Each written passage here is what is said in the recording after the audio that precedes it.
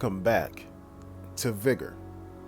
It is your boy, Stealth Jet, leader of the JSS.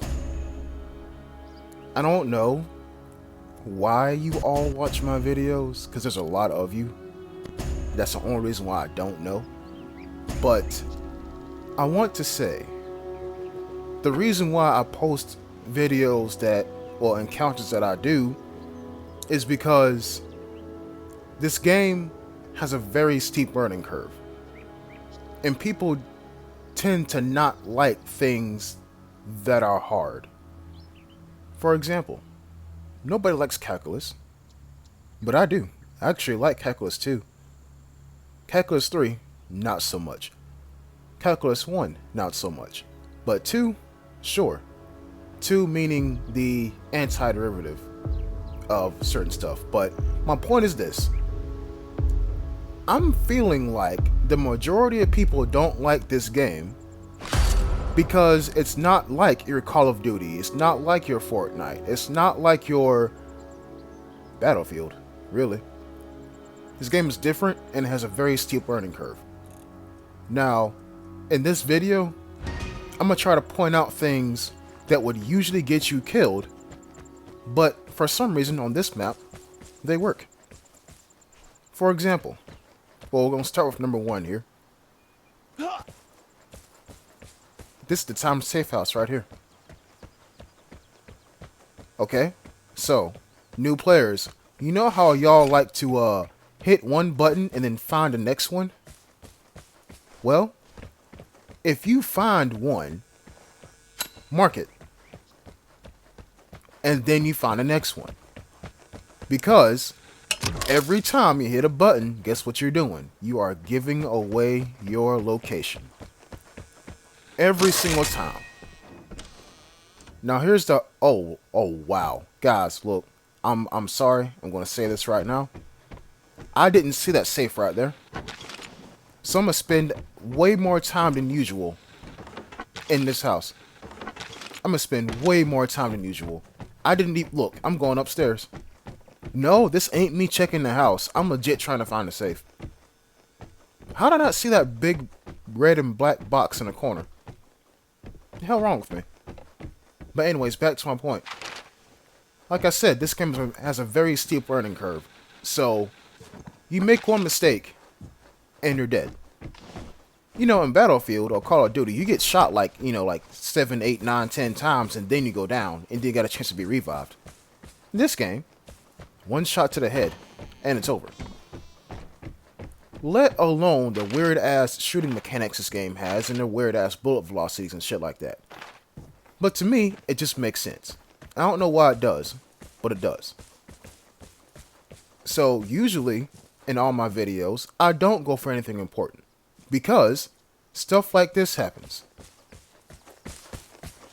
If you didn't notice, there is a guy coming straight toward the time safe. And here's the reason why he was coming straight toward it. He heard it. Remember those precious few seconds that I stayed in that house and didn't actually loot the safe? Because I spent too much time in one area, another mistake. Now, the chances of me getting spotted go up. So what do I do when I'm spotted? Well, when I'm trying to avoid being spotted. Well, I try to relocate, but also keep tabs on my opponent. But also, when you're relocating, you gotta think, well, where can other people be at too? I like this map a lot. Gronthon Valley is my favorite map, so I should know all the spawn points over here. I think one person spawns directly where I'm looking at right now. That's why I came back here to check. So I'm hedging my bets that, if anything, the guy that was over there, that I seen, is probably checking the house to see if there's anything left. Spoiler alert, there isn't. So, the guy who spawns behind me, if anything, they may be clearing out a house or two themselves. But also, they could run into this guy that I was running away from. Now, there are different play styles to the game, you know what I'm saying? Like, some people like wiping entire lobbies. Some people like blasting as soon as they see you. But me, I'm calm, cool, and collected. I take one shot, and that's all I need. That's how I like to play this game.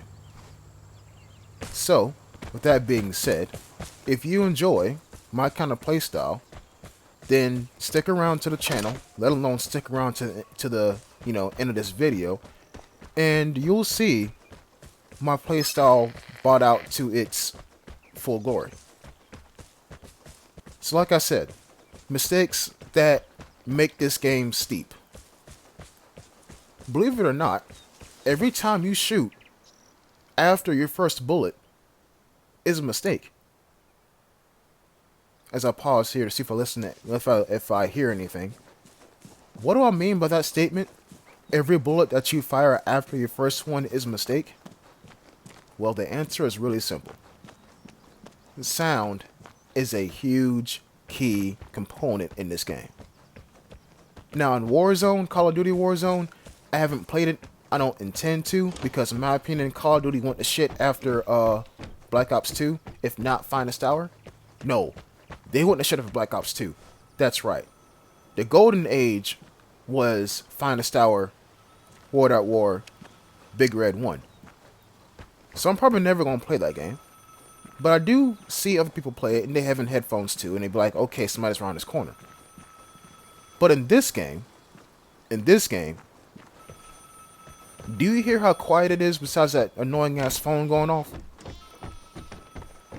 On some maps where there's snow, you can hear snowballs falling from trees. My point is this. Every bullet that you fire after your first bullet is letting the entire map know that you are shooting at somebody. Gunshots attract players. And once I realized that, then I adopted the strategy of one shot, one kill. You fire one time, you scoop the loot, and you keep going.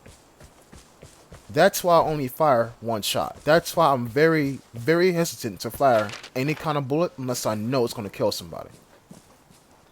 And like I said, is that a person right there, or am I tripping? Nope, that's a person. Like I said, guys, I don't fire unless I know I can kill somebody. So as we can clearly see, even though we sound like we're alone, or it sounds like I'm alone, I'm not.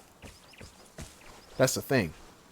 This game is very difficult because it's the players that make it difficult, as well as the mechanics and the overall physical nature of this game. I think people are used to running around and gunning people down. You can do that in this game too. You can, but I mean, if you die, you just straight die. There's no gulag. You feel me? So now we come into my playstyle. We seen this guy running up this way. So I'm gonna hop into this little tool shed right here, look at the map, and realize he's probably going for the airdrop. It would make sense. He just came from the comm station. That guy just made a mistake, and you don't even know it. What game mechanic was going to tell him that he's being stalked? None. Exactly. That's one of the reasons why this game is difficult too, because you don't know when you make a mistake until it's too late. And I spot somebody way over there. That's why I pinged that. I spot somebody way over there. They're probably coming from the container, if I remember right. There's something else over there that, they were over there for, but regardless, I'm not worried about them. I'm worried about this guy. Because even though gunshots attract players too, not items, but like areas of interest, not points of interest. A point of interest is a landmark. Area of interest is the area surrounding, the point of interest. And in this case, that big ass green circle on the map is a point of interest. And here's the spectrum. New players will go straight to that circle and wait for the entire game. Experienced players will do the same shit. Anyone expect it. But here's the difference. New players don't know how to aim. Experienced players Sometimes they do. So, knowing all of that information in the back of my head, I try to time where the airdrop is going to land at. And it's right there. Now, this is a mistake I'm about to make. Actually, no, I didn't make it. As you will see, or as you have seen, rather, in the previous video, you never walk across a bridge. Never. There's no cover, and it's very narrow. Now, this is the lesser of two evils here. I need to get across to the other side. But I'm going to try not to make a mistake. I'm going to try not to. However, it's the lesser of two evils. Do I walk across a narrow-ass bridge where there's no cover?